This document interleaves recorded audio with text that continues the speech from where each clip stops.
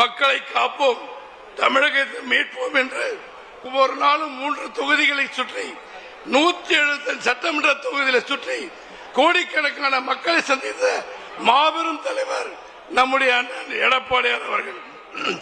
மக்களை களத்தில் நின்று களமாடி மக்களை ஆதரவை பெற்று மக்களுக்குடைய அன்பை பெற்று நேருக்கு நேர மக்களிடம் கேள்வியை கேட்டு பதிலை பெற்று ஸ்டாலின் ஒரு மோசமான முதலமைச்சர், பொம்மை முதலமைச்சர், unfit to be a chief minister என்று சொல்லி மக்களுக்கு தெளிவுபடுத்தி தினசரி செய்து கொண்டிருக்கிறார்கள்.